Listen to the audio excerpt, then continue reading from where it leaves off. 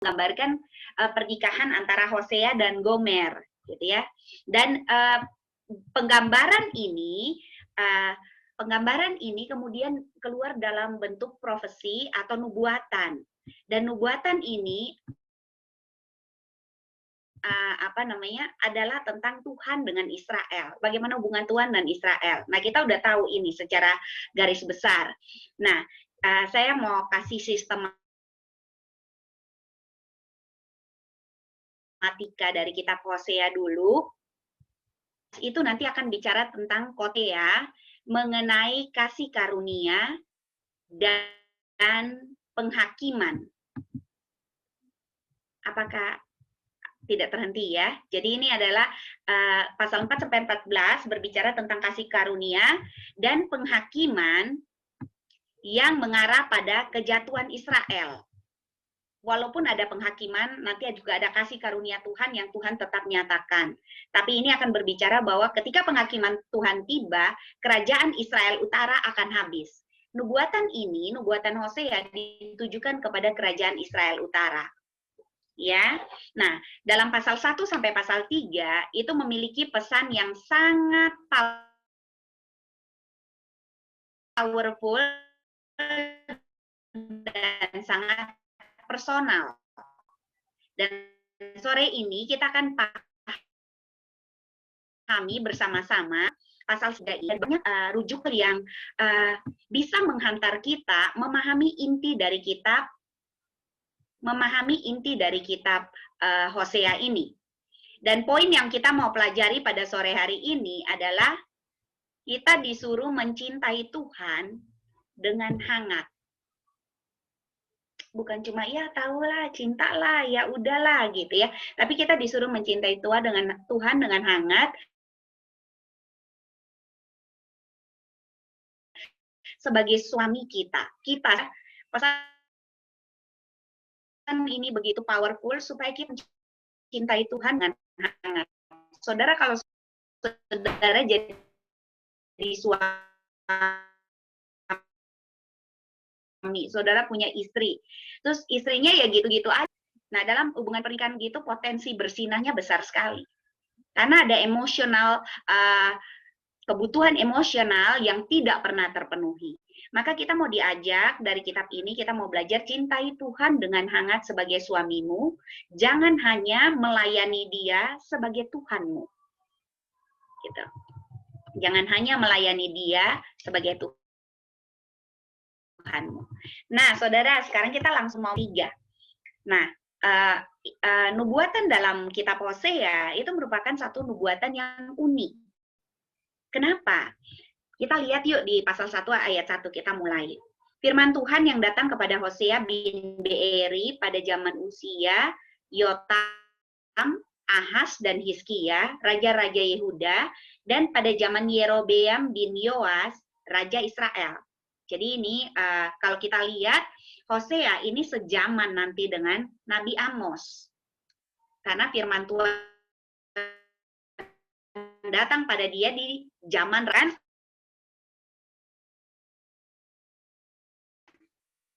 firman Tuhan datang untuk mau menunjukkan bahwa Hosea itu waktu dia bernubuat masih ada waktu bagi Israel Utara untuk Israel Utara itu pulih sebenarnya kalau mereka berbalik kepada Tuhan. Kalau mereka tidak berbalik kepada Tuhan, mereka tidak tahu kesalahan mereka, mereka masih buta saja dengan jalan-jalan yang mereka pilih dalam hidup mereka, maka mereka akan dibuang dalam masa 30 tahun ke depan. Jarak antara Hosea bernubuat dengan nanti mereka Israel Utara mengalami pembuangan di tahun 722 sebelum Masehi, itu jaraknya kurang lebih 30-an tahun lebih gitu. Ya, sehingga nubuatan kita baca tampaknya memang ditunjukkan kepada Israel Utara dan bukan Yehuda. Ya, bukan Yehuda, walaupun ada nama 4 raja Yehuda disebutkan, Usia, lalu kemudian Ahaz, Hizkia, Yotam, raja-raja Yehuda, tetapi nubuatan ini ditujukan benar-benar untuk kerajaan utara, lebih beratnya. Jadi tadi saya sudah bilang ya, Hosea itu sejaman dengan Amos, dan mereka bernubuat untuk satu kerajaan, yaitu kerajaan utara, yang sangat korup, yang sangat penuh dengan kejahatan, di mana hukum Tuhan tidak diingat lagi, yang sangat korup, baik secara moral maupun secara tindakan, gitu ya, sangat korup secara hidup keseharian fisik yang nyata maupun secara hidup spiritual. Jadi secara itu penuh dengan penyembahan berhala sebelum akhirnya Tuhan membuang mereka, gitu ya. Jadi sejaman dengan Amos, kira-kira mereka punya waktu overlapping itu. Hosea ini benar-benar unik. Nubuatan dia itu tetap saja berbeda dengan nubuatannya Nabi Amos kalau kita baca kitabnya. Uniknya di mana? Uniknya ada di dalam satu hal ini, yaitu Tuhan memakai, mengambil, meminta, menggunakan hidup Hosea secara pribadi untuk membuat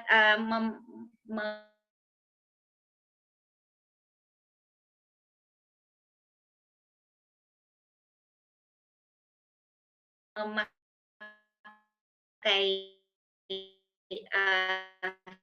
hidup Hosea secara pribadi. Hosea menikahi seorang pelacur. Dan kalau saudara tanya, apakah Hosea betul-betul menikahnya karena cinta atau hanya karena Tuhan suruh? Ya saya percaya ya Hosea memang karena cinta. Gitu. Kok dia bisa jatuh cinta ya dengan gadis yang kayak gitu? Ya memang bisa gitu. Apa yang nggak mungkin bisa? Cinta datangnya dari Tuhan. Tuhan membangkitkan hatinya. Nanti saudara bakal lihat banyak tokoh-tokoh Alkitab. Tuhan berhak, Tuhan berdaulat memakai hidup mereka untuk menyatakan, untuk membawakan pesan Tuhan. Nanti Esther, Tuhan bisa memakai pernikahannya.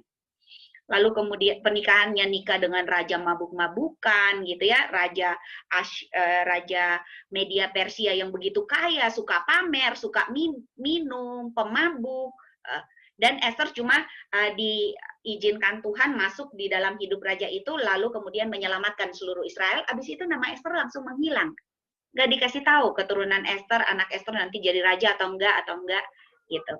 Jadi Tuhan berhak memakai hidup kita, intinya cuma mau bilang satu, Tuhan berhak memakai hidup kita.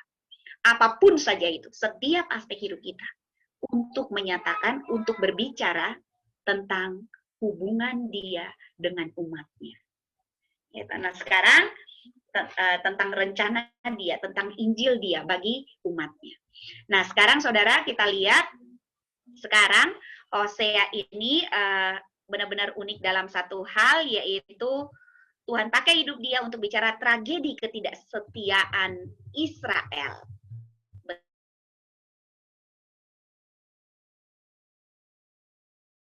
Betapa tidak setianya Israel, yaitu ketika suruh di. Nah, yang mengejutkan, yang berikut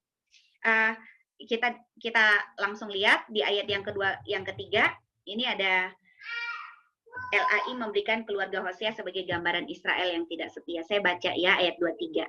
Ketika Tuhan mulai berbicara dengan perantaran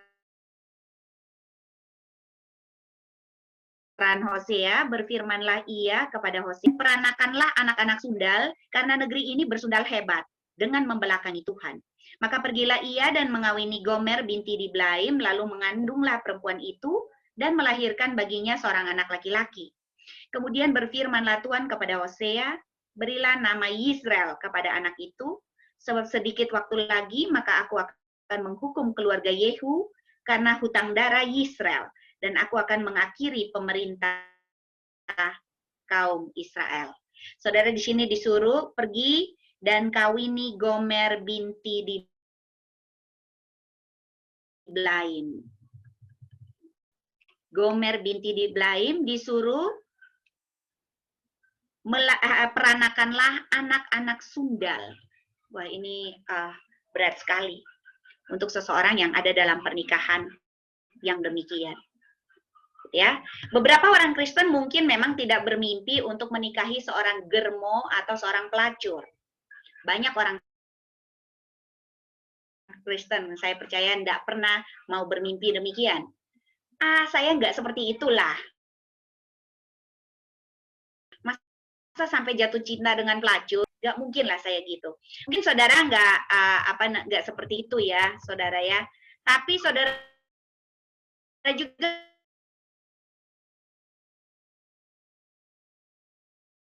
mungkin bisa jatuh cinta, tingkah lakunya sangat baik, gitu. Tapi di mata Tuhan, saudara nggak perlu jauh-jauh mencintai pelacur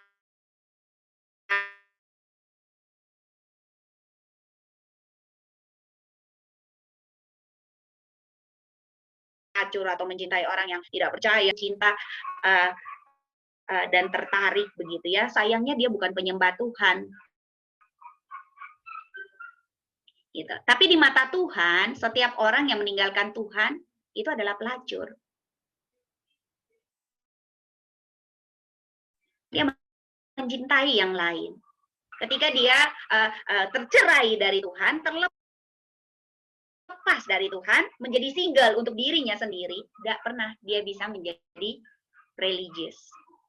Gitu ya. Tidak ada seorang single yang religius di mata Tuhan. Nah, saudara-saudara sekalian, sesungguhnya setiap kita ini telah menikah dengan bersumpah setia kepada Tuhan. Waktu kita bilang, ya Tuhan saya percaya bahwa Engkau menebus dosa saya. Gitu ya. Waktu kita bilang, ya Tuhan saya menyerahkan diri saya, seumur hidup dimiliki oleh Engkau. Dengan bersumpah setia, saya berjanji sisa hidup saya berikan untuk Tuhan. Gitu ya.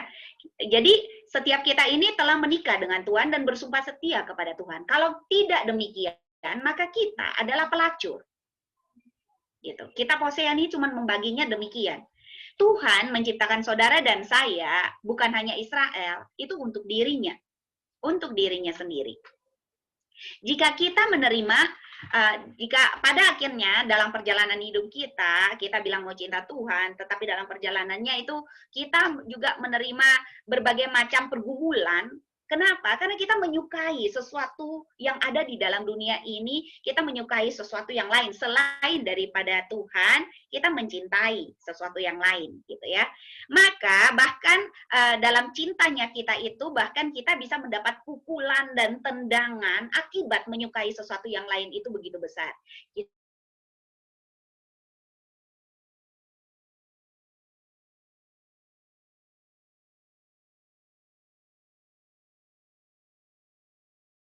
Kita bisa menderita, mengeluarkan air mata, kita rela dipukul, ditendang, seolah-olah kita telah menikah dengan dunia ini. Mendapat tendangan dari dunia gitu ya. Dan kira-kira beginilah keadaan Israel. Jadi Israel pun mereka kelihatan diberkati secara ekonomi. Mereka baik-baik saja. Oh, nubuatan ini nonsens. Masih bagaimana mungkin itu terjadi? Ini adalah keadaan yang baik untuk Israel. Maka perkataan Nabi itu sulit sekali untuk bisa mereka percaya. Sulit sekali pada mereka. Kenapa? It is well. Semuanya baik. Gitu. Walaupun ya ada masalah-masalah sedikit sih, ada tendangan, ada pukulan yang saya terima, ya tapi enggak apa-apa. Saya menyukainya gitu. Padahal Allah itu mau bawa mereka untuk menyukai Allah gitu. Nah,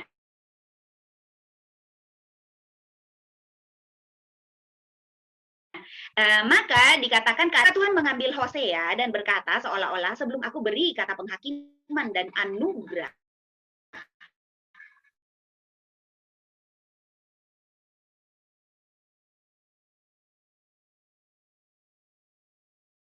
padamu untuk dikatakan pada bangsa ini, aku akan beritahu kamu langsung di ayat yang keempat. Kemudian berfirmanlah Tuhan kepada tentang anaknya gitu ya. Jadi ayat 2 dan 3 itu mau bilang ya sudah Tuhan suruh mereka Hosea pergi untuk nikahi istri yang nggak setia. Nah, saudara sekalian, pernikahannya adalah perumpamaan yang memperagakan mengenai hubungan Allah dengan Israel. Nah, sekarang kita akan lihat bagaimana setelah dia menikah, Tuhan memberikan kepada dia kata-kata penghakiman dan memberikan kepada dia harapan. gitu ya. Yang sebenarnya juga nanti habis itu Hosea akan khotbahkan dari 4 sampai 18, dia akan khotbahkan itu kepada Israel. 4 sampai pasal 4 sampai pasal 14 nanti. Nah, sekarang kita lihat ayat 4 sampai 5 bagaimana Tuhan memberikan penghakiman dan harapan kepada Hosea, ke dalam hidup Hosea. Saya baca, kemudian berfirmanlah Tuhan kepada Hosea, berilah nama Yisrael kepada anak itu, sebab sedikit waktu lagi maka aku akan menghukum keluarga Yehu, karena hutang darah Yisrael, dan aku akan mengakhiri pemerintahan kaum Israel. Maka pada waktu itu aku akan mematahkan busur panah Israel di lembah Yisrael. Ini ayat 4 dan 5. Ya, saudara sekalian, dikatakan penghakiman dan harapan Tuhan ini masuk ke dalam hidup. Minta maaf ya, sebentar, saudara. Sasya, Mama minta keluar. Kamu mengganggu konsentrasi Mama. Keluar, nak. Main dengan Cece di luar. Thank you. Iya. Gomer itu penghakiman dan harapan diberikan. Gomer akan melahirkan 3 anak dan masing-masingnya penghakiman Tuhan yang pasti datang, yang selalu datang dalam hidup seorang pelacur. Gitu. Yang pertama, anak yang pertama diberikan nama Yisrael, gitu ya. Yisrael ini untuk mengingatkan Yehu. Yehu itu adalah mantan raja Israel. Ketika Yehu ini membunuh Raja Yoram dan Raja Amazia. Alkitab saudara akan lihat footnote kecil di bawah, itu menceritakan bagian-bagian Alkitab di situ, menceritakan bagaimana Usia, Yehu, Amazia, lalu kemudian Yoram, Yotam, itu ada di bagian situ. Saya tidak bahas lebih jauh supaya kita terfokus gitu ya. Jadi Yehu adalah bagian nama Yisrael itu untuk mengingatkan orang-orang akan kemarahan Yehu. Yehu itu waktu dia marah, dia bunuh Yoram, Amazia, dia bunuh Isabel, istrinya Ahaz, lalu dia bahkan bunuh 70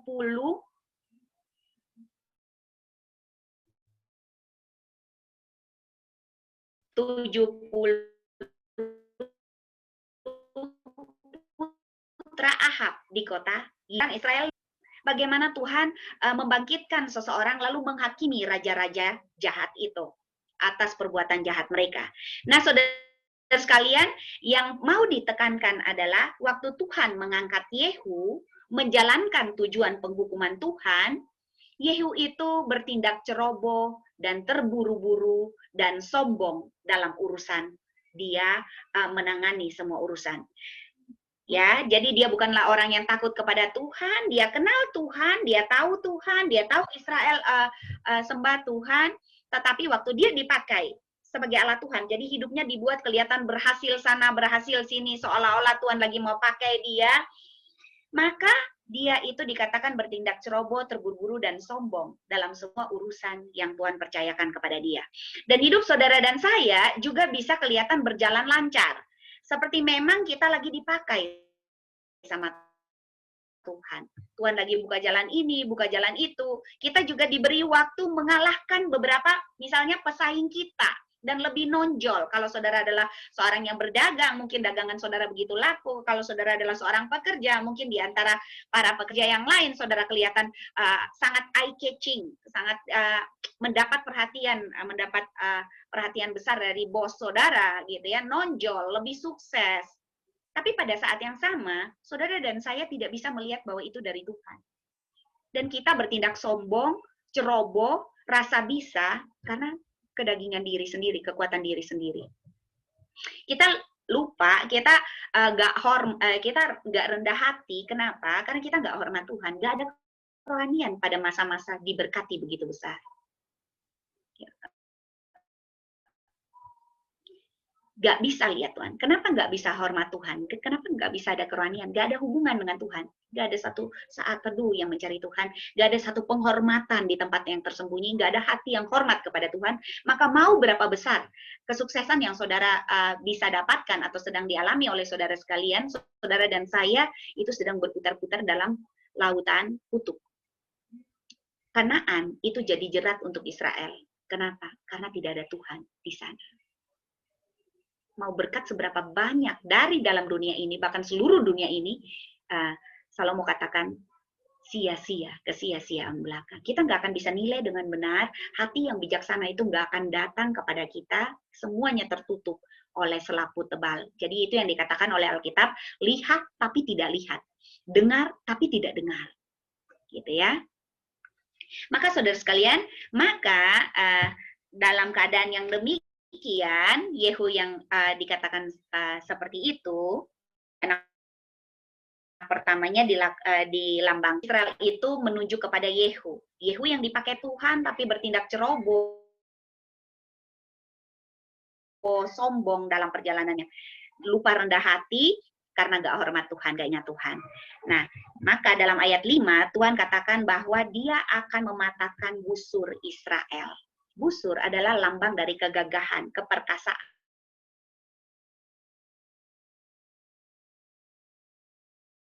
Kekuatan. Tuhan akan patah. Tuhan masih melihat. Tuhan masih melihat bahwa semangat Israel itu masih semangatnya Yehu. Gitu ya. Semangat hidup Israel saat itu, hari itu, waktu dia kirim nabinya, itu masih semangat hidup Yehu. Semangat yang sombong, semangat kedagingan yang tidak berkenan di hadapan Tuhan. Nah, Israel itu dipandang tidak setikan kekerasan dan pengkhianatan. Anak pertama Hosea mewakili dosa Israel ini. Lalu ayat 6 sampai ayat 9. Gomer kemudian dikatakan mengandung lagi dan melahirkan anak yang kedua, ini anak perempuan, seorang putri. Lalu perempuan itu mengandung lagi, tapi nggak dikasih tahu pendahuluan. Ini kan paragraf baru gitu ya, yang ILAI kasih tunjuk. Jadi ini seolah-olah agak putus sedikit dengan atasnya gitu. Sudah berbicara topik baru, tapi nggak ada pendahuluan. Lalu Hosea pergi menghampiri Gomer, mengandunglah perempuan itu. Seperti pembukaan di awal pertama. Jadi anak yang kedua ini nggak tahu anaknya siapa. Hosea juga nggak kasih tahu. Intinya anak sundal lah. Kalau saudara menikah dengan seorang pelacur, dia bisa tidur dengan siapa saja. Dia belum bertobat dengan sifat lama dia. Dia masih merasa, oke, saya diberkati, saya saja laku gitu ya. Masih ada semangat yang seperti itu.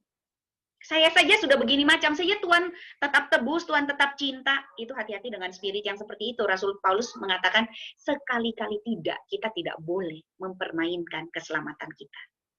Nah, saudara sekalian, di ayat 6 sampai ayat 9, itu dikatakan Gomer mengandung lagi, melahirkan seorang putri, dan Tuhan berkata kepadanya, panggil namanya, jangan dikasihi. Atau dalam bahasa Ibraninya adalah Ruhama. Panggil namanya, jangan dikasihi. Karena aku tidak akan lagi merasa kasihan pada Bani Israel untuk mengampuni mereka sama sekali. Tetapi aku akan mengasihi kaum Yehuda dan aku akan membebaskan mereka oleh Tuhan Allah mereka. Aku akan menyelamatkan mereka bukan dengan busur atau dengan pedang atau perang atau dengan kuda atau dengan penunggang kuda. Dikatakan Tuhan akan membebaskan mereka bukan dengan busur, bukan dengan pedang, perang, kuda atau penunggang kuda. Ketika anak kedua ini telah disapi, Gomer mengandung dan melahirkan langsung lagi seorang anak laki-laki dan Tuhan berkata, panggil namanya bukan bangsaku. Coba ya, tidak dikasihi. Lalu kemudian Tuhan bilang, bukan bangsaku. Artinya, ini nggak tahu anak dari laki-laki mana gitu. Nggak tahu. Nggak tahu anak dari laki-laki yang mana ini. Nah, itu karena itu banyak penafsir sependapat bahwa anak kedua dan ketiga ini bukan anaknya Hosea. Terlepas dari anak siapa begitu ya. Terlepas dari anak siapa, sorry, ini kelewat tadi sudah sampai di mana. Ya, penghakiman dan harapan. Ya. Banyak penafsir setuju ini bukan anaknya Hosea. Saudara, apakah suara saya masih kedengaran? Internet saya kurang stabil nih. Tes? Masih dengar, Bu. Oke. Ya. Oke, apakah kedua anak terakhir ini adalah anak-anak Hosea atau bukan? Tidak ada yang tahu, tidak ada petunjuk sama sekali dari Hosea, tetapi banyak penafsir setuju bahwa untuk mengatakan bahwa ketika istrimu pelacur, kamu tidak akan. Tapi seperti Israel, kedua anak Hosea yang terakhir, nama mereka menunjukkan apa yang dimunculkan, apa yang memang lahir dari pelacur, atau apa yaitu yang lahir dari orang-orang yang meninggalkan Tuhan, yaitu tidak dikasihi dan bukan bagian dari umat Tuhan. Gitu ya. Tidak mengalami belas kasihan. Belas kasihan Tuhan akan berakhir terhadap orang-orang yang seperti itu. Dan dia akan mengusir Israel sebagai umatnya, dan tidak ada alasan untuk Israel itu kembali. Kenapa? Israel sudah pilih laki-laki lain. Israel sudah tidur dengan orang lain. Sudah mengandung anak orang lain. Sehingga titik ini mau bilang bahwa there is no point of return untuk Israel mendapatkan belas kasihan Allah lagi. Gitu. Saudara, kalau saudara punya istri gitu ya, istrinya gitu, dia tidur sama orang lain, anaknya udah dapat yang satu, mungkin saudara masih diam gitu ya, dapat lagi yang kedua, wah nggak tahu itu udah kayak gimana gitu. Bukan bangsaku, itu sudah penghakiman Tuhan yang demikian. Kalau saudara bisa menyadari kedalaman emosi yang sedang terjadi, yang sedang Tuhan mau ungkapkan di sini, itu adalah satu emosi yang sangat-sangat dalam. Sakit hati, kemarahan bergabung dengan kekecewaan, bergabung semua emosional itu campur aduk di situ. Gitu. Jadi mau dibilang seolah-olah bahwa pilihan Gomer ini telah membuat dia sampai pada titik no point of return sebenarnya dalam perjalanan hidup seorang istri yang tidak setia. Dan sebenarnya mau bilang dalam perjalanan hidup satu bangsa yang tidak setia. Gitu. Maka pasal 1 ayat 10 sampai pasal 2 ayat 1 itu nanti akan berbicara mengenai penilaian ini. Gitu ya. Pertama-tama mau dibicarakan bahwa penilaian Tuhan, penilaian kita ini, penilaian yang seperti bergantung, ayat 9 itu menggantung gitu ya. Penilaian ini itu sebenarnya bukan kata terakhir, bukan bangsaku gitu ya. Tidak dikasihi, bukan bangsaku. Itu bukan close, itu bukan ending. Tapi 1 ayat 10 sampai 2 ayat 1 mau menunjukkan bahwa penghakiman memang akan datang. Memang akan terjadi. Bahwa tahun 722 Allah akan menyerahkan mereka untuk mereka matinya gitu ya. Allah akan menyerahkan mereka. Sudah berulang kali Allah bilang cintai aku, kamu enggak mau ya udah diserahkan. Dan tahun 722 sebelum Masehi itu orang Asyur mendeportasi orang Israel, mengangkut seluruh Israel dari negaranya, membuang ke dalam pembuangan di Asyur. Tetapi di suatu tempat di masa depan Tuhan itu akan mendukung bangsanya kembali, mendukung istri pelacurnya itu. Wah, saudara, ini indah sekali. Di 1 ayat 10 mengatakan, waktu Tuhan habis marah gitu ya, aku ini bukan Allahmu, kamu itu bukan bangsaku. Tetapi dikatakan ayat 10, tetapi kelak jumlah orang Israel akan seperti pasir di laut. Jadi habis Tuhan serahkan, Tuhan bilang di depan, di satu masa di depan, aku akan mengumpulkan engkau kembali, aku akan mendukung engkau kembali. Gitu. Ini yang namanya cinta. Cinta kasih tidak bersyarat. Tetapi kelak jumlah orang Israel akan seperti pasir di laut yang tidak bisa diukur dan dihitung. Di tempat di mana dikatakan kepada mereka, kamu bukan umatku, akan dikatakan kepada mereka putra-putra Allah yang hidup. Dan orang Israel dan orang Yehuda akan dikumpulkan bersama, dan mereka akan menunjuk bagi diri mereka sendiri satu kepala, dan mereka akan pergi dari tanah itu, karena besar hari Israel itu. Dan seterusnya, lalu orang-orangku, karena besar hari Israel itu, katakan kepada saudara laki-laki Anda, orang-orangku, dan kepada saudara perempuan Anda, dia telah mendapat belas kasihan. Ya, tadinya dibilang bukan bangsaku, bukan umatku, sekarang dikatakan orang-orangku. Lo ami, lo ruhama. Dia telah mendapat belas kasihan. Gitu ya. Tuhan mungkin menggantikan rasa kasihan dengan murka selama satu musim. Jadi dia bisa ganti rasa kasihan, belas kasihan dia digantikan dengan murka di satu musim. Dia mungkin mencabut hak dari beberapa generasi Israel. Tetapi mencabut hak untuk apa? Untuk menikmati dia, untuk mendapatkan cintanya. Tapi dia tidak akan menyerahkan Israel selamanya.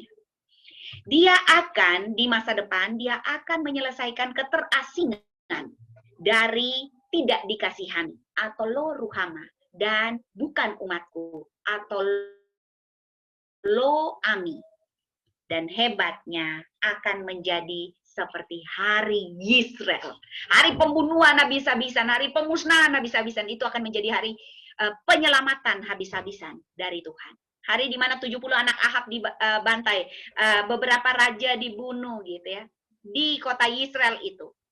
Itu akan menjadi peringatan bahwa Israel akan mengalami pemulihan. Kebalikannya.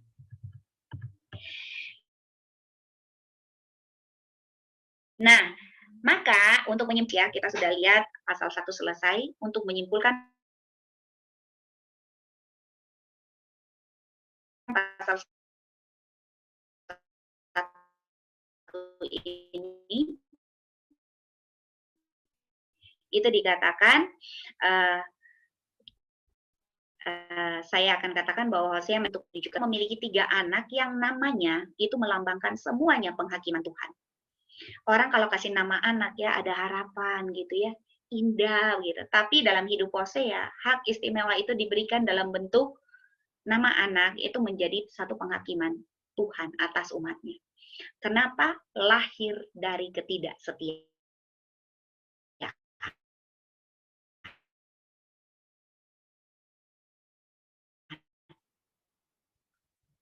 Depresi bisa bunuh diri, tapi dia melihat berapa besar cinta kasih Tuhan, berapa besar persinahan rohani yang sudah terjadi sebenarnya dalam diri dia sebagai bagian dari bangsa Israel. Dan ada janji diberikan, habis kemarahan yang besar itu nggak selesai, putus, gue putusin sampai akar rambut terakhir gitu ya, nggak ada lagi hubungan, nggak seperti itu. Dikatakan Tuhan masih memberikan janji, diberikan bahwa satu hari penghakiman ini akan dibalikan arahnya. Ya. Nah, sekarang kita mau masuk dalam pasal 2, Saudara. Maka Hosea bicara lagi tentang istrinya di pasal yang kedua ini. Dia bicara tentang istrinya Gomer, tapi ada juga firman Tuhan kepada istrinya yang tidak setia, yaitu Israel. Di dalam kandungan ayat yang kedua ini. Dikatakan mohonlah kepada ibumu, mohonlah karena dia bukan istriku dan aku bukan suaminya, agar dia menyingkirkan pelacuran dari wajahnya. Orang kalau melacur biasanya wajah menggoda gitu ya, singkirkan wajah yang demikian, menyukai, mencintai terhadap dunia, menyingkirkan pelacuran dari wajahnya dan persinahan dari antara payudaranya. Jangan sampai aku menelanjanginya dan membuatnya seperti pada hari lahir. Ini pasal 2 ayat 2. Dan Hosea sekarang kembali ke tempat dia memulai dalam pasal 1 ayat 2. Dia seperti begini ya, tidak memikirkan Israel sebagai anak Israel yang kejam. Atau dia juga tidak memikirkan Israel sebagai bajingan yang lahir dari pelacur gitu ya. Seperti dia nggak pikirkan Israel seperti itu. Dia pasti pikirkan rumah tangga dia saja. Tapi sekarang ini Tuhan tarik dan Tuhan kasih tahu bahwa lu bisa lihat Israel juga seperti itu. Gitu ya. Sebagai istri pelacur. Dan dalam pasal 2 ayat 2 nanti sampai 12,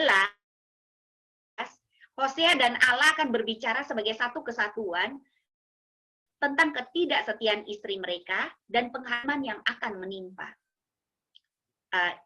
istri mereka. Nah, saya akan meringkas gitu ya, 3 ayat yang meringkas tentang unit pasal 2 ayat 12 sampai ayat 2 sampai 12 ini ada 3 ayat yang meringkasnya. Yang pertama itu di ayat 4. Pasal 2 itu di ayat 4.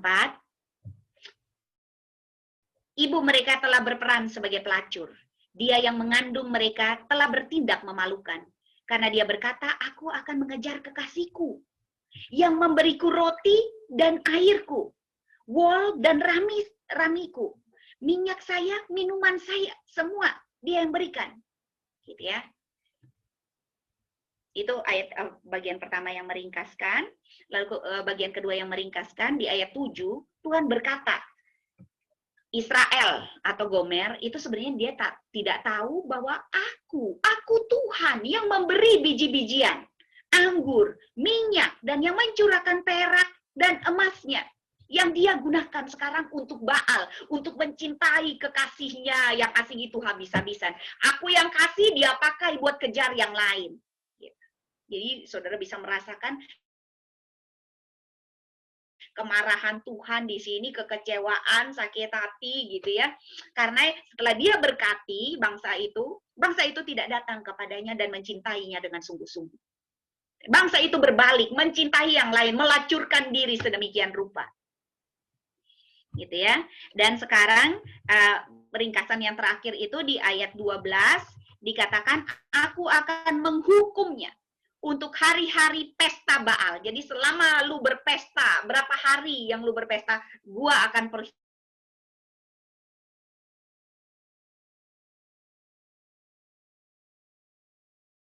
perhitungan dengan lu gitu ya. Hitung hari pesta Baal. Ketika dia membakar dupa untuk mereka dan mendandani dirinya dengan cincin dan perhiasannya. Dan mengejar kekasihnya dan melupakan aku, kata Tuhan. Saudara-saudara bisa lihat ya, Tuhan tuh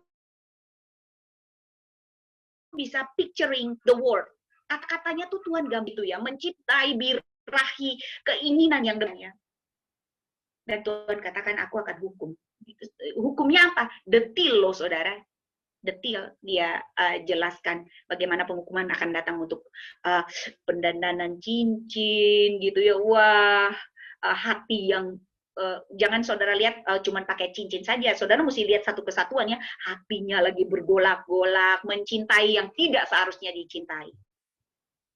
Dan dalam 3 ayat itu kita melihat tragedi besar bangsa Israel.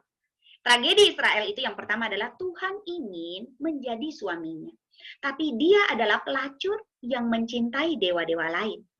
Yang kedua, semua yang dia dapatkan dari suaminya yang sejati, dia pikir dia dapatkannya dari Baal.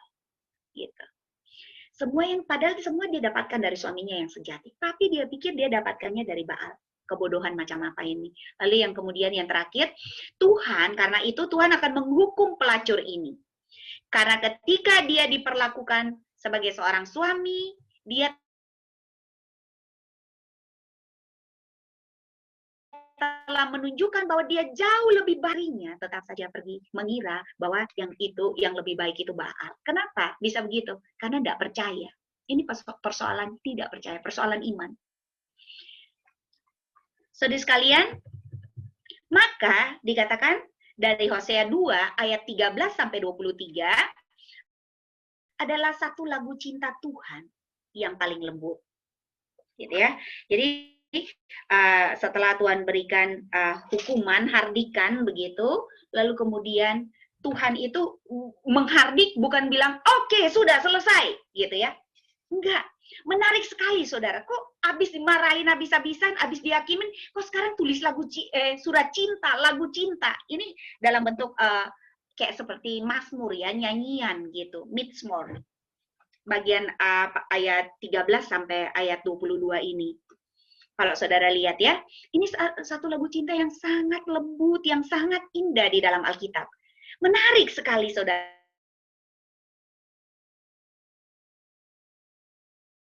Kenapa lagu ini dinyanyikan oleh Tuhan untuk lebih lanjut lagu ini kita lewatin dulu ke pasal 3. Di pasal 3 ini, di sini kita melihat Hosea dan Gomer untuk terakhir kalinya. Dikatakan bahwa Gomer ini seperti epok, tahapan, bagian yang terakhir, cuplikan yang terakhir, di mana Hosea itu berada bersama-sama Gomer. Dikatakan, Gomer kini telah kabur dan sekarang hidup dengan seorang kekasih. Orang yang lebih penting, orang penting lainnya, lebih penting daripada Hosea. Jadi, bagaimana? Gomer sudah pergi. Gitu. Bukan cuma anak yang kedua, bukan cuma anak yang ketiga, yang mungkin nggak tahu anaknya dari mana, tapi sekarang orang itu telah menjadi nyata dan Gomer telah menyerahkan dirinya ke sana. Jadi gimana dong? Aman dong, dia udah pilih yang lain. Hosea bebas. Bebas dong. Sudah terlepas. Sekarang dia bisa cerai. Gomer kok yang akhiri pernikahan untuk selamanya? Gomer kok yang pilih pria lain? Hosea bebas. Benar begitu? Salah. Tuhan tidak akan menyerah pada Israel. Tuhan tidak. Tapi kita sudah pilih judi, kita sudah pilih dosa-dosa yang menyakiti hati Tuhan sepanjang waktu dan meninggalkan dia. Tuhan tidak akan menyerah. Dia bertujuan agar Hosea melambangkan cintanya yang abadi ini kepada istri pelacurnya. Ayat 1, Tuhan berkata kepadaku, "Pergi lagi, cintai seorang wanita yang dicintai seorang kekasih, cintai lagi wanita itu sebagai kekasih. Cintai lagi pesinah itu. Sama seperti Tuhan mencintai dan menyukai kue kismis." Kue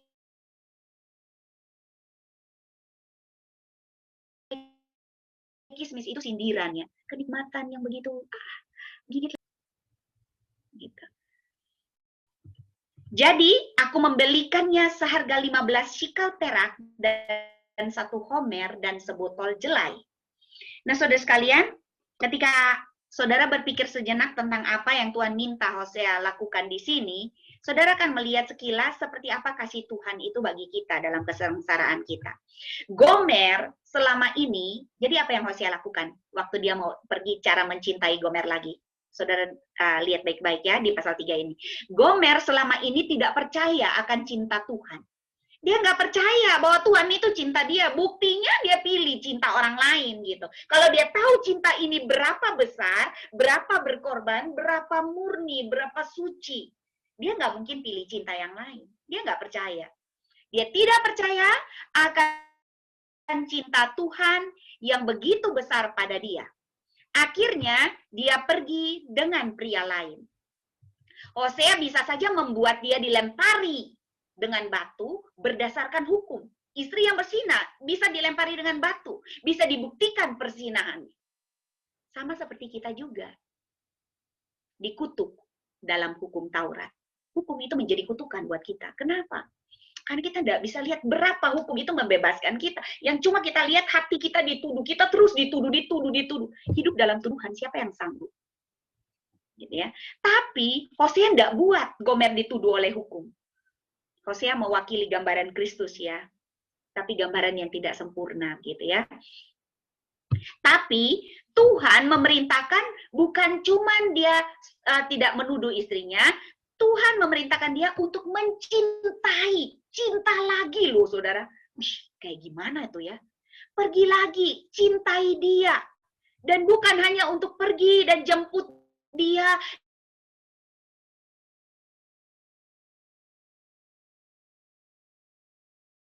Dan cintai dia, tapi juga yang sudah rebut gitu ya, sudah permalukan, sudah rebut istri kamu ini, kamu bayar dia, sudah tebus dia, sudah lepasin gitu. Saudara-saudara sekalian, siapa bisa lakukan ini? Orang kalau dikhianatin ya, enggak punya kekuatan memang untuk mencintai. Tapi dalam pernikahan, yang Allah mau untuk gerejanya, dia akan memperjuangkannya. Dia tidak melepaskan. gitu ya. Siapa bisa melakukan ini? Siapa sanggup buat begini? Ini mustahil. Secara emosional, secara logika, mustahil. Hosea tidak mampu melakukannya. Bukan suruh pergi, jemput, cintai, tapi disuruh bayar sama orang itu. Sudahlah, kita nggak usah ribut. Lu ambil deh ini, lu pergi deh. Hosea tidak mampu melakukannya. Jika dia bisa, dia mampu, Hosea sudah pergi, Hosea lakukan gitu ya, tapi dia dikatakan tidak mampu bayar tunai. Maka karena tidak mampu bayar tunai, jadi dia bayar setengah dengan uang tunai, setengah lagi dia bayar dengan jelai. Dan jumlah totalnya itu seperti harga seorang budak wanita yang tertulis dalam Keluaran 21 ayat 32 dalam Perjanjian Lama. Harga untuk tebus Gomer kembali ini. Gomer jelas sudah tenggelam ke level yang paling rendah, udah nggak ada harganya, gitu ya. Dan Tuhan berkata kepada Hosea, dapatkan dia kembali, apapun harganya, dapatkan dia kembali, berapapun harganya. Wih, apa itu ya? Itu kalau bukan cinta mau pakai penjelasan apa? Untung rugi udah nggak ada sama sekali. Nah, alasan Tuhan mengharapkan Hosea adalah karena Tuhan bertujuan untuk melakukan, untuk menebus. Alasan Tuhan mengharapkan Hosea lakukan itu karena Tuhan bermaksud nanti akan menebus Israel. Gitu ya. Dan dia sebenarnya sudah tunjukkan kepada Hosea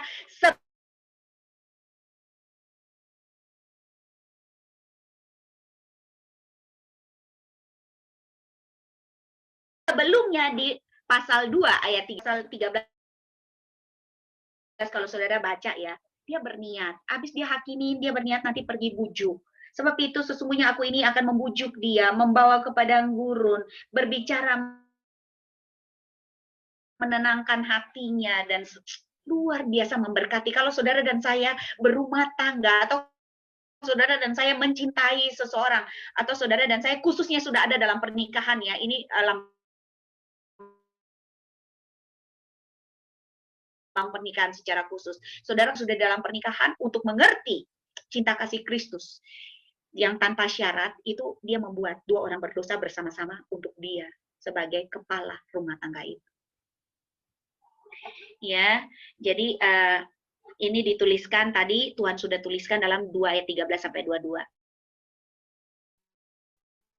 Nah, saudara harap saudara dan saya bisa mengingat pesan-pesan dari dasar-dasar yang membimbing kita untuk mengerti gitu ya, cinta kasih Tuhan ini. Nah, nubuat terjadi. Betul, Assyria datang menaklukkan Israel. Etnis Israel seolah-olah habis gitu ya. Tapi penggenapan nubuatan ini juga sebenarnya mencakup saudara dan saya. Kenapa? Kita adalah anak-anak Abraham, anak-anak oleh iman.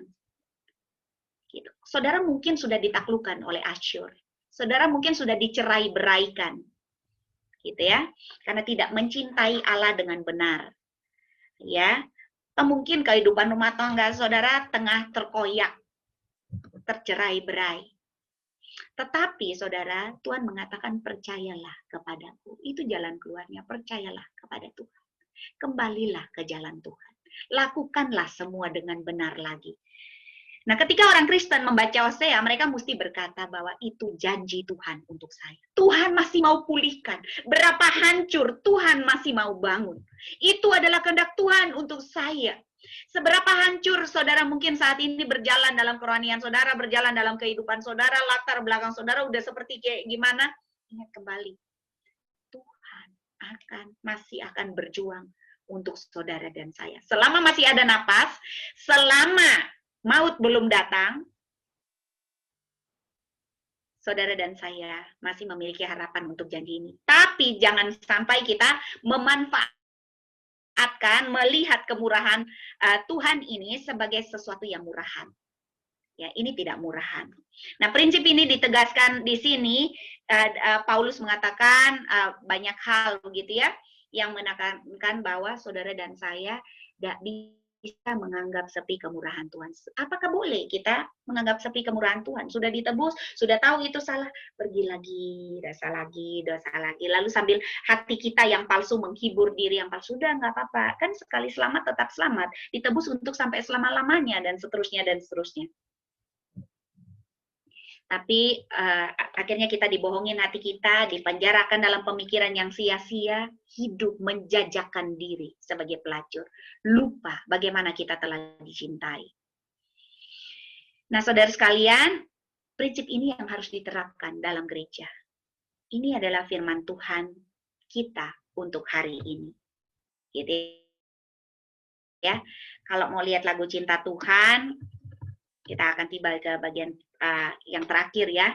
Setidaknya ada 3 hal yang Allah lakukan bagi kita di tengah istrinya yang memberontak itu.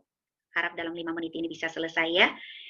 Allah lakukan untuk memenangkan kita kembali. Dan yang dia inginkan itu adalah mengasihi kita dan mengasihi tanpa celah. Maka hal pertama yang dia lakukan adalah dia merayu kita dengan lembut. Saudara lihat ya di ayat 14 itu. Pasal 2 ayat 13, sebab itu sesungguhnya aku ini akan membujuk dia. Itu memakai suara yang lembut, halus, membawa dia ke padang gurun, berbicara menenangkan hatinya. Ya, aku akan membujuk dia. Tuhan, waktu dia berbicara ke dalam hati kita, dia akan berbicara dengan lembut, buat kita menyesal, buat kita menangis.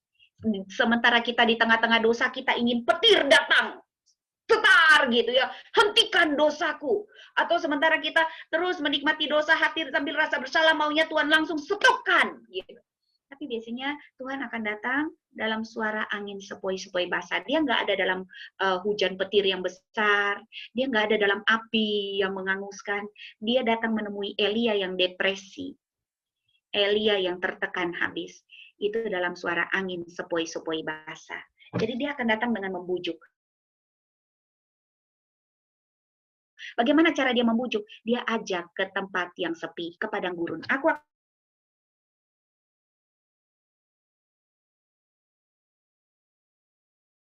akan mengajaknya kepada padang gurun. Saudara, kalau semua yang bisa diajak sharing, kesalahan saudara terlalu memalukan untuk di-share, pergilah ke padang gurun Tuhan. Dengarkanlah apa yang dia mau bicara di sana. Maka dia akan berbicara untuk menenangkan hati, dikatakan. Lalu di ayat 14, lihatlah, tunggu sebentar. Aduh, susah bacanya. Ya.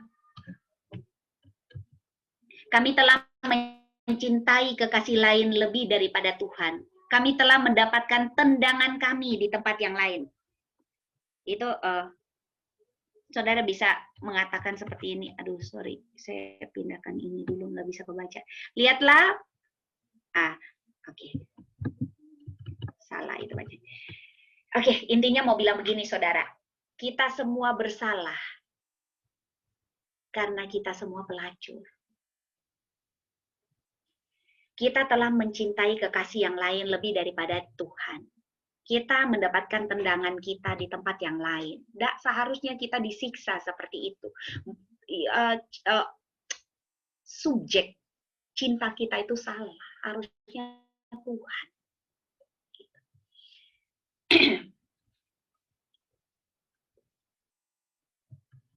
Kita bahkan menganggap kalau kita lagi tengah asik-asik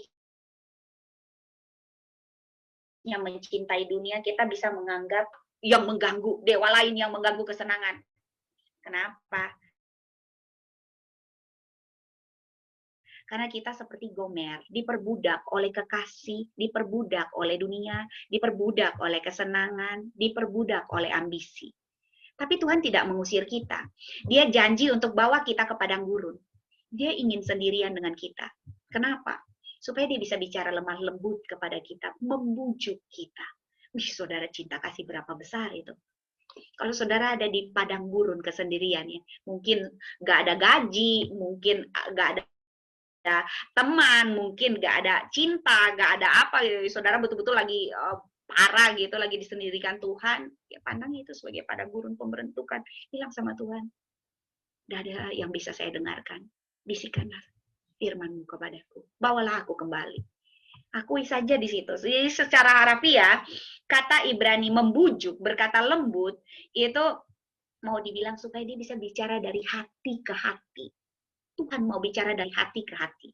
Jadi tujuan dia bawa kita ke padang gurun, supaya dia bisa bicara dari hati ke hati dengan kita. Ya, ini adalah lagu cinta Tuhan, cara dia membentuk, dan dia waktu bicara dari hati ke hati, dia akan memikat saudara dan saya kembali kepada dia. Jatuh cinta lagi kepada dia.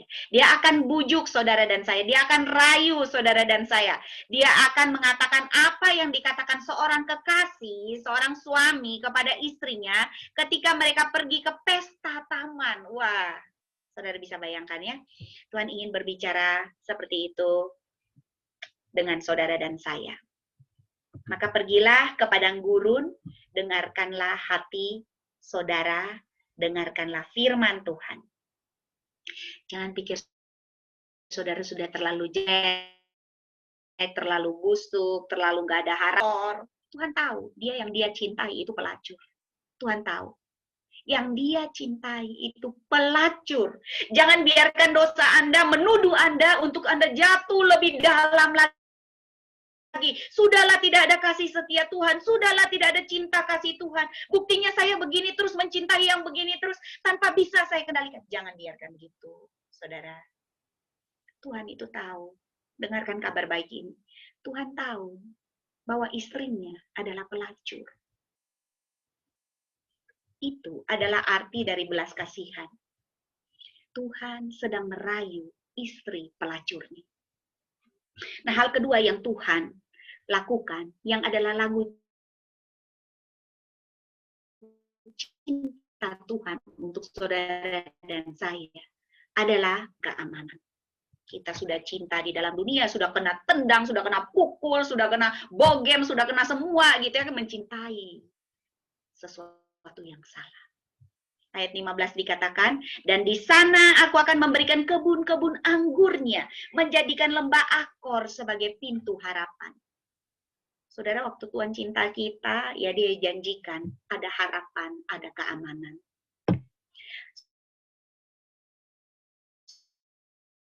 Saudara tahu lembah Akor itu apa? Lembah kepada Tuhan di tanah perjanjian. Tepat setelah Israel masuk negeri itu, akan menyimpan barang jarahan terlarang dan menyebabkan kekalahan di Ai. Tapi sekarang Tuhan berjanji bahwa jika pelacurnya pulang, Akor tidak akan lagi menjadi lembah masalah, lembah penghukuman karena ketidaksetiaan, tetapi Akor akan menjadi pintu pengharapan. Dia akan pulang ke kebun anggur yang kaya kalau pengantinnya pulang, kalau istrinya pulang. Ayat 18 menjelaskan harapan kepadamu. Loh, gimana ya? Cinta begitu besar. Udah baik pulang diterima aja. Ini masih pakai dibuatkan perjanjian lagi. Pada hari itu aku akan buat perjanjian dengan binatang di padang, burung di udara, binatang melata di tanah. Aku akan menghapus busur itu, pedang, perang dari tanah. Saudara, coba saudara lihat berapa besar cinta Tuhan. Aku akan membuatmu berbaring dengan aman. Dia akan hapus perang, dia akan hapus pedang, dia akan hapus semua itu dari tanah. Jika hanya istrinya terasing pulang, dia akan menemukan surga. Dia akan membuat perjanjian bahkan dengan hewan. Loh, Tuhan buat perjanjian dengan hewan kalau istri pelacurnya pulang. Agar hewan tidak menyakiti manusia lagi. Dia akan menghapus semua kekerasan dan konflik. Pedang dihapus. Ini tidak diragukan lagi, adalah kata-kata yang Tuhan ucapkan ke dalam hati istrinya. Saudara sekalian, ini yang Tuhan ucapkan untuk hati istrinya di tempat yang sunyi. Ini akan sangat bagus, sangat bagus. Singkirkan pelacurmu dan pulanglah saudara kepada Tuhan. Pulanglah kita kepada Tuhan. Dan hal yang ketiga, hal yang terakhir, yang Tuhan lakukan untuk memperbaharui pertunangan istrinya dan menyempurnakan pernikahan lagi dalam kesucian di ayat 19 sampai 20. Dan aku akan menunangankanmu aku akan mempertunangankanmu denganku dalam kebenaran dan keadilan, dalam cinta dan belas kasihan. Belas kasih yang teguh. Steadfast love. Aku akan mempertunangankanmu denganku dalam kesetiaan. Dan kamu akan mengenal Tuhan. 3 kali. Aku akan bertunangan denganmu. Aku akan bertunangan denganmu. Aku akan bertunangan denganmu. Ini yang Tuhan janjikan.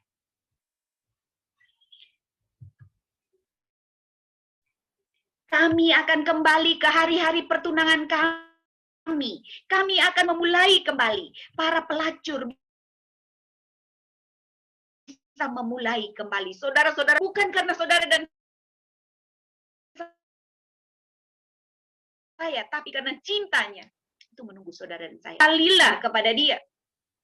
Kami akan memulai kembali, katakan kepada Tuhan, aku akan mulai lagi. Para pelacur bisa memulai kembali. Jangan dibohongi oleh dosa, ditarik menjauh terus menerus dari Tuhan. Berbaliklah kepada Tuhan. Katakan, kami akan meletakkan fondasi yang baru, fondasi kebenaran, keadilan, cinta yang teguh, belas kasihan, kesetiaan. Hal-hal yang tidak hanya akan menjadi baik di surga sana, tetapi juga akan menjadi baik. Akan jadi benar di antara saudara dan saya waktu kita kembali kepada Tuhan, berdamai dengan Tuhan, bisa berdamai dengan sesama.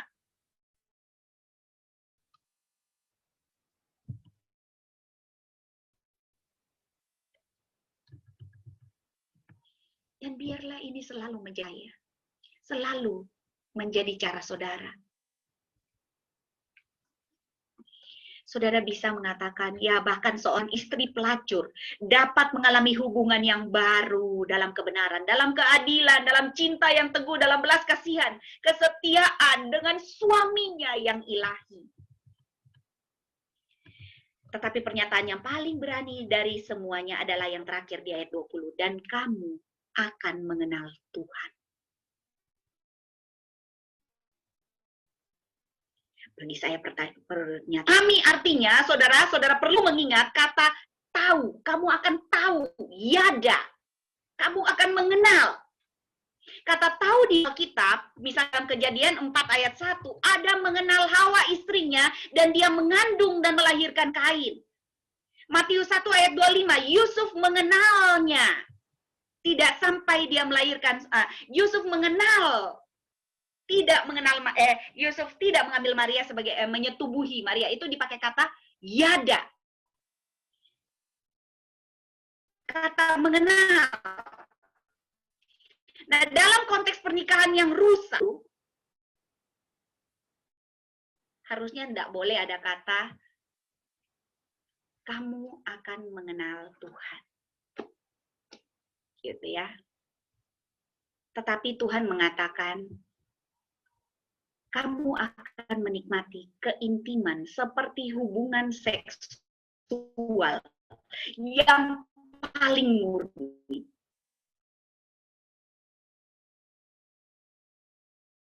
Apapun, dia tidak akan suaminya itu tidak akan menahan diri apapun. Suaminya nggak akan tolak, jauhkan dulu sementara waktu supaya dia pulih dan lain sebagainya. Tuhan dan persatuan terdalam akan Tuhan berikan kepada istrinya.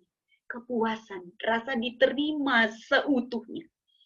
Kepuasan kepada istrinya yang hilang ketika istri itu pulang dalam keadaan hancur, dalam keadaan kosong. Nah, saudara sekalian, saya cuma mau bilang ya, ini adalah kabar baik dari Tuhan. Nah, itu nanti belakangan saudara bisa baca. Saudara, kalau saudara kenal cinta Tuhan yang begini rupa, penuh afeksi, penuh pengorbanan, penuh sepanjang jalan perjalanan. Mengapa saudara dan saya masih tinggal di rumah pelacuran? Masih tinggal di rumah pelacuran kita. Baliklah, pulang dan kasihi dia dengan hangat. Bukan kasihi dia dengan hangat hanya di dalam pelayanan baginya, tapi panggil dia sebagai suami kita, sebagai satu tubuh. Dia menjanjikan itu, supaya kita pulih. Dia tahu, dia mencintai pelacur. Dia kenal, dia tahu. Saudara jangan putus harap di tengah jalan. Iman, pengharapan, kasih yang akan tinggal itu kasih. Selama saudara tidak putus harap, selama iman masih dibangkitkan dari pendengaran firman, keluarlah dari rumah pelacuran itu. Baliklah kepada Tuhan. Cintailah dia dengan hangat, hormatilah dia di dalam kekudusan. Janjikan satu perjanjian baru yang dia buat dengan kita. Kesetiaan, kebenaran, keadilan, dan seterusnya. Yang tadi kita sudah dengarkan. Kiranya Tuhan pimpin saudara sekalian dan saya untuk mengerti pesan dia. Waktu Israel terus-menerus bersinah dari dia, melacurkan diri, jauh dari dia. Kiranya message ini memberkati saudara dan saya sekali lagi dalam perjalanan kita, perjalanan hidup kita menyongsong tanah perjanjian. Tuhan memberkati. Mari kita berdoa. Ya Tuhan, tidak ada yang tersembunyi dari hadapan hadirat-Mu. Engkau tahu di mana kami. Engkau lihat berapa besar kami telah ditendang, telah dipukul, telah habis-habisan karena mencintai kekasih hati kami yang salah. Engkau lihat berapa menderita kami, berapa malu kami untuk menceritakan semuanya. Berapa sulit kami untuk kembali kepadamu. Betapa tidak percayanya hati kami akan cintamu. Ya Tuhan, malam ini, kami mau kembali kepadamu. Mau percaya,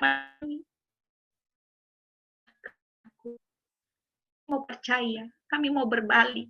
Supaya kami jangan terus diserakkan, bahkan terpisah dalam kekekalan dengan Engkau. Biarlah Engkau murka selama satu musim. Tetapi belas kasihan-Mu bangkit selama bermusim-musim dalam hidup kami. Kasihani kami. Pegang tangan kami. Ampuni dosa kami. Bawa kami berbalik kepadamu. Ya Tuhan, pelacur yang tidak pantas ini berseru kepadamu. Kasihanilah kami ya Tuhan. Biar kami tahu seberapa besar, seberapa dalam cinta kasih Tuhan. Seberapa luas, seberapa hebatnya cinta Tuhan yang tidak pernah gagal. Kalau kami yang menjalani itu, rumah tangga kami tidak tahu jadi seperti apa. Tapi Engkau memberikan petunjuk cinta kasih-Mu dari kitab Hosea. Di sisi yang lain ada dalam kitab Kidung Agung. Biarkan kami menemukan kekayaan cinta sejati. Bangkitkan birahi kami kepadamu ya Tuhan. Keinginan hasrat terdalam kami. Hasrat hati kami hanya untuk Tuhan. Sucikan itu. Kembalikan pada tatanan yang benar. Yang seharusnya. Dan izinkan kami mencintai dengan indah. Hangat kepadamu ya Tuhan. Api roh yang pernah membakar kami. Ulang lagi kebangunannya. Pulihkanlah iman, harap kasih, cinta yang mula-mula. Cinta yang bahkan lebih besar daripada yang sebelumnya. Di dalam tahun-tahun keterhilangan kami. Bangkitkanlah kami mencintai Tuhan. Terima kasih Tuhan. Dalam nama Tuhan Yesus, kami berdoa, kami bersyukur.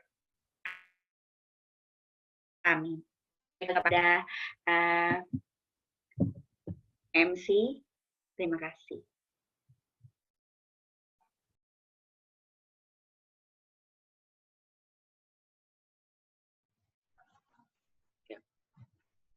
Bersyukur untuk firman Tuhan yang boleh kita dengarkan bersama-sama. Saat ini kita akan buka sesi Q&A, tanya jawab. Jadi untuk abang kakak yang mau menanyakan, Ya, kami persilahkan.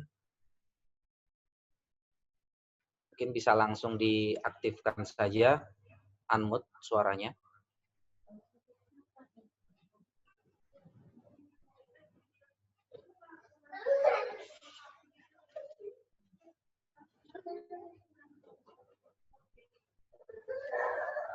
Apakah ada yang mau bertanya, abang kakak?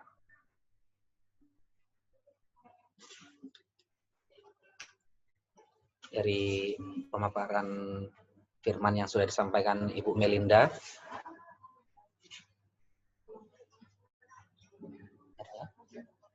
Kalau tidak ada, kita... Mungkin Gimana, Bu? Ibu, mute.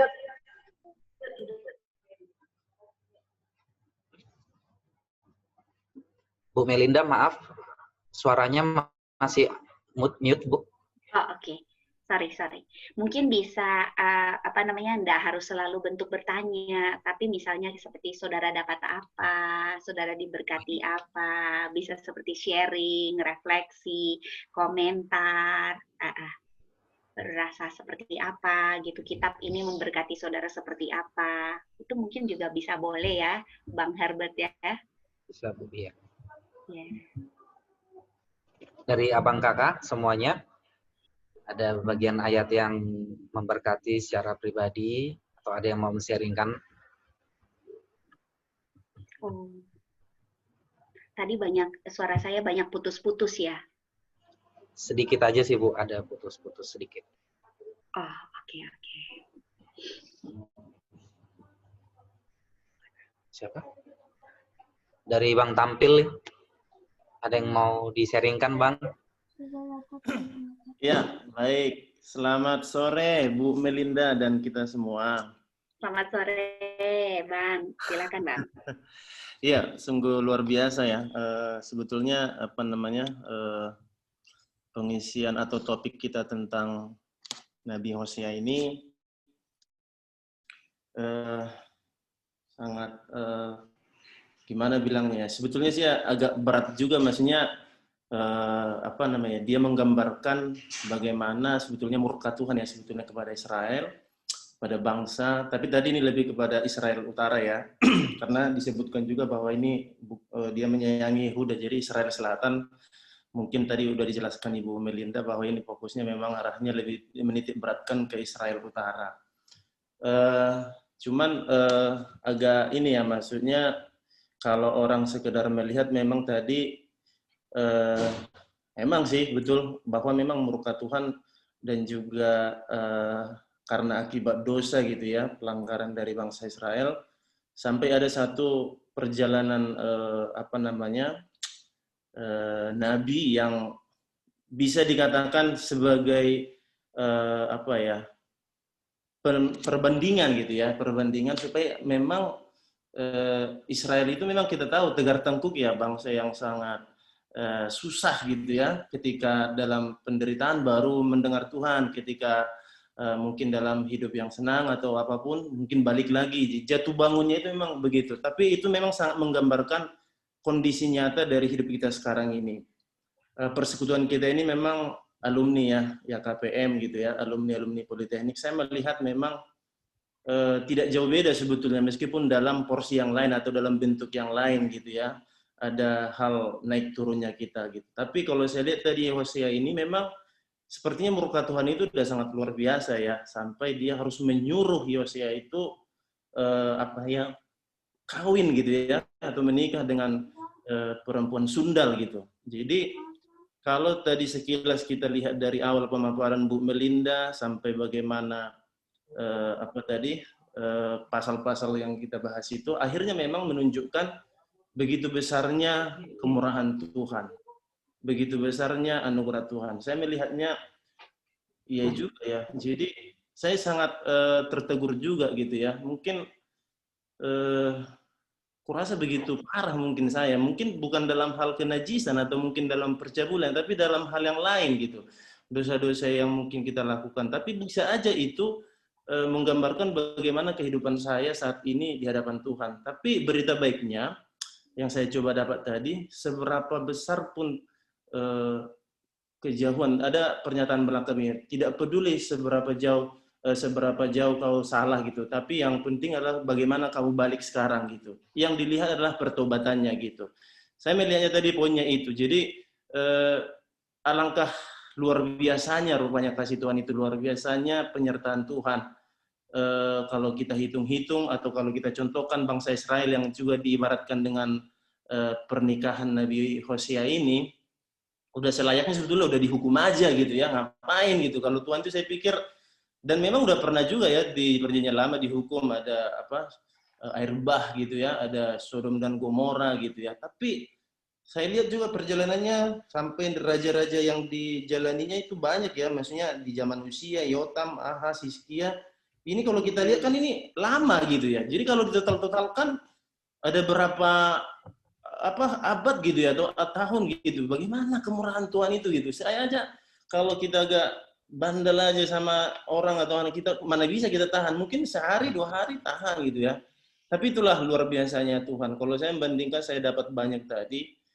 Kemurahan Tuhan luar biasa. Kebetulan beberapa hari ini saya juga mendapatkan mungkin kayak pelatihan sending gitu ya. Saya ada ibarat apa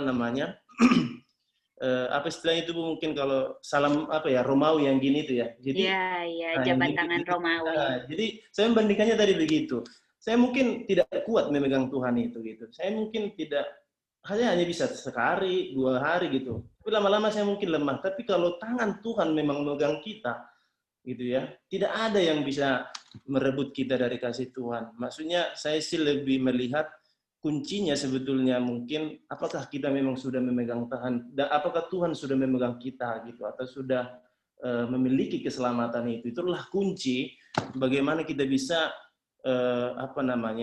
bertahan gitu ya dalam hal mungkin kita juga masih hidup di dunia ini, kita juga masih akan berdosa gitu. Mungkin juga akan jatuh ke depan gitu ya. Tapi satu hal yang saya ingat, ketika tangan Tuhan memegang saya, sama seperti Tuhan mengasihi Israel ini, dia tetap balik gitu, dia tetap mengasihi. Luar biasanya berita baiknya bahwa kasih Tuhan itu memang tidak bisa kita ukur hanya karena ukuran manusia. Dia memang beda gitu takarannya. Jadi ya bersyukurlah kita memiliki Allah, bersyukur kita telah Tuhan selamatkan. Kisah Hosea ini menggambarkan bagaimanapun buruknya suatu kejahatan ataupun dosa bangsa, bahkan lama gitu. Kalau kita mau datang kepada Tuhan dan memang mau bertobat, tangan Tuhan selalu terbuka. Itu mungkin sharing atau yang bisa saya dapatkan hari ini. Terima kasih Bu Melinda dan MC Bang Herbert. Puji Tuhan. Silakan. Ya, terima kasih Bang Tampil atas sharingnya. Ini background-nya juga kebetulan sama Bu Melinda, jadi seperti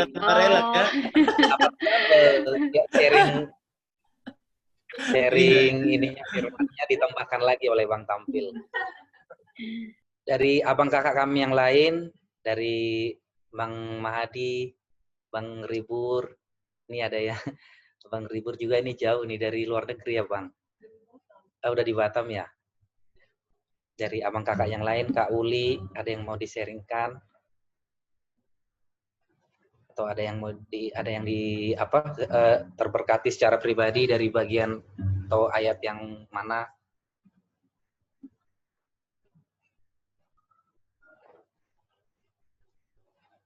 Dari Kak Ika, apakah ada? Kak Evin.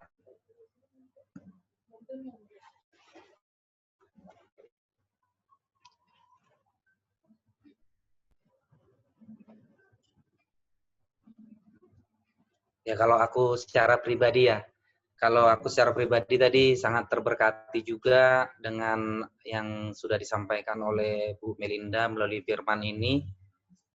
Sangat bagian yang ini sih, bagaimana Hosea itu mampu ya mencintai ya yang sangat hina sekalipun seperti itu.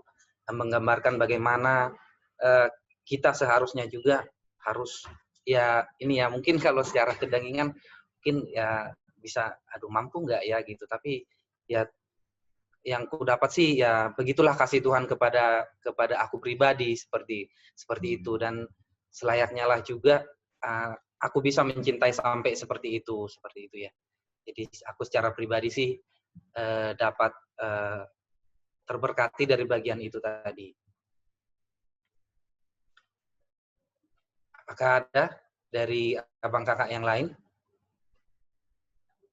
Kalau misal tidak ada lagi, kita akan tutup sesi tanya jawab kita.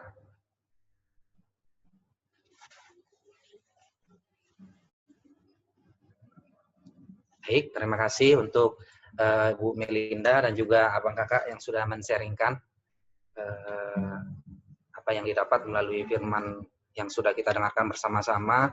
Semoga kita tidak hanya menjadi pendengar-pendengar firman Tuhan saja, namun kita mampu menjadi pelaku-pelaku firman di dalam kehidupan kita pribadi lepas pribadi. Saat ini kita akan menaikkan pujian kita dari pujian yang terakhir. Kita akan bernyanyi komitmen kita di dalam kehidupan yang penuh cemar ini. Kita seogianya hidup saleh dan benar, menyatakan Yesus dalam kehidupan kita. Kita bernyanyi dari lagu yang terakhir, dan saat lagu ini berakhir, kami mengundang Ibu Melinda untuk menutup serangkaian KTB kita dalam doa.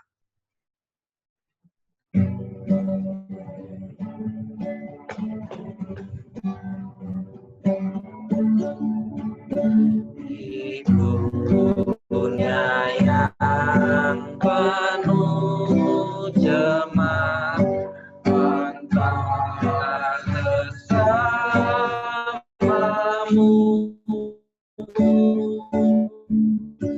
hiduplah saleh dan benar, nyatakan Yesus dalammu. Nyatakan Yesus dalammu, nyatakan Yesus dalammu, sampaikan firman dengan hati teguh, nyatakan Yesus dalammu. Kita bernyanyi dari ayat yang kedua. Kitab terbuka, dibaca sesamamu. Apakah tiap pembacanya melihat Yesus dalammu? Nyatakan Yesus dalammu, nyatakan Yesus dalammu,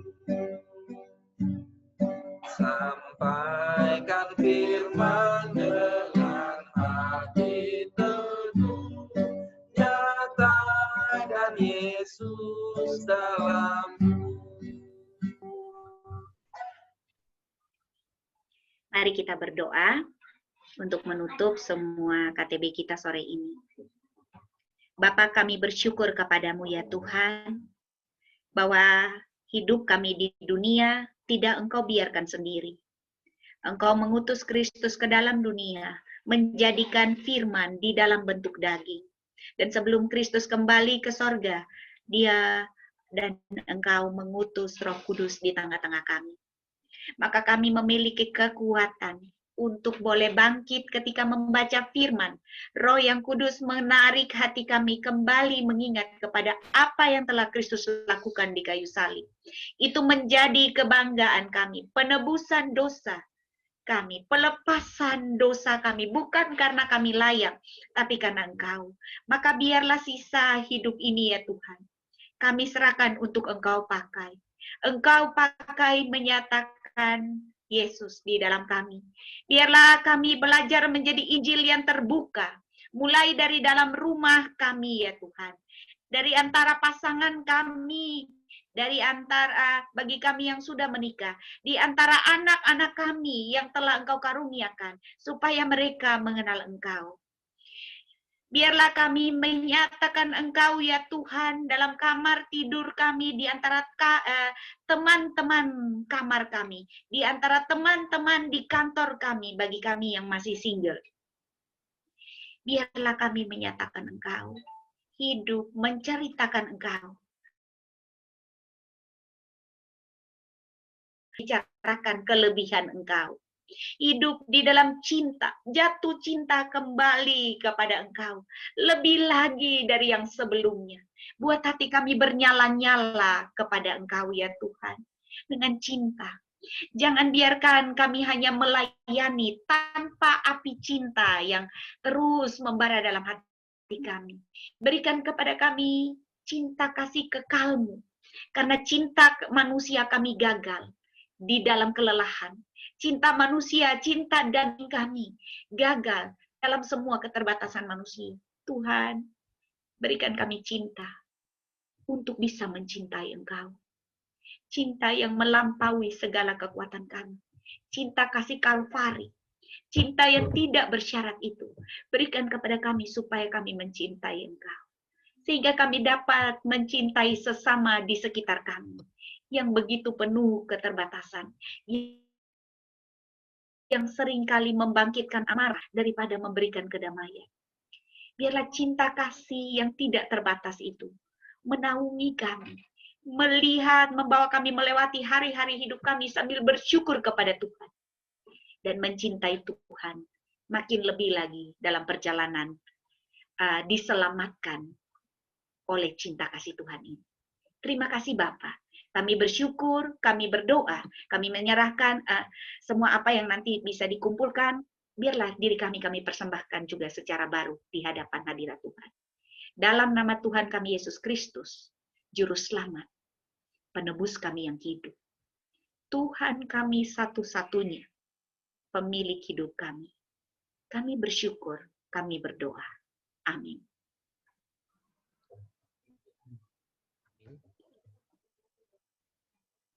Iya.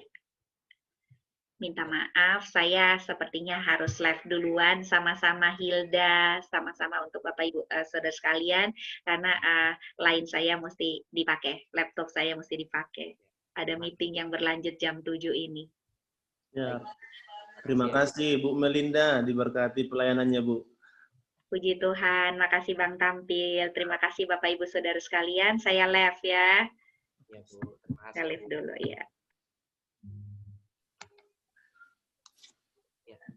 Bang kakak yang lain, sebelum kita ini ya, kita ambil foto bersama dulu ya Bang kakak semuanya.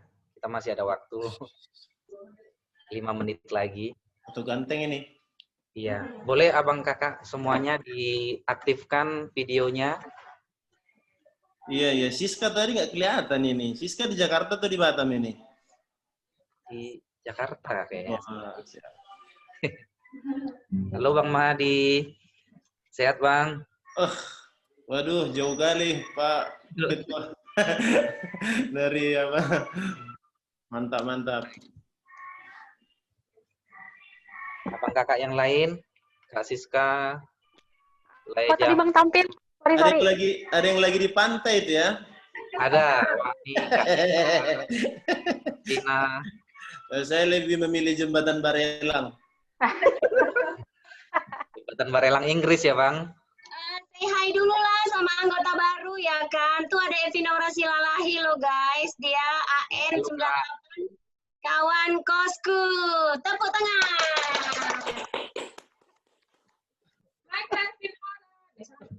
Iya kan. Ini Indra, terus Yang mana itu orangnya? abang kakak ya KPM BPC Medan. Bukan ya?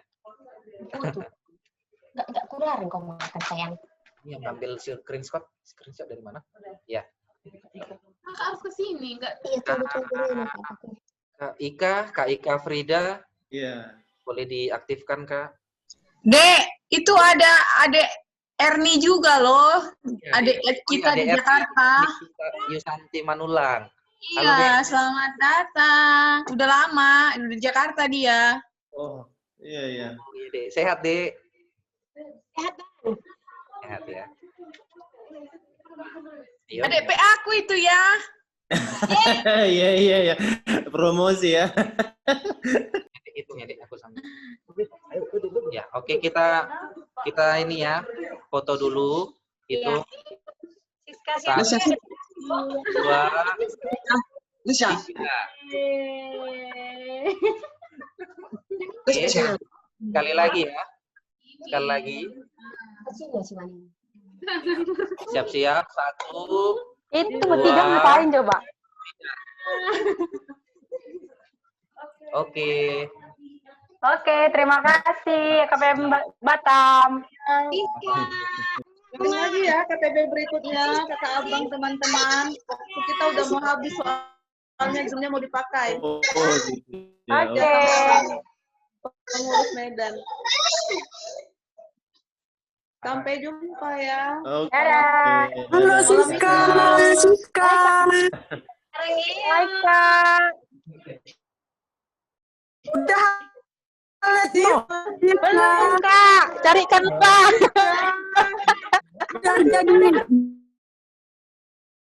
Metropolitan. I miss you.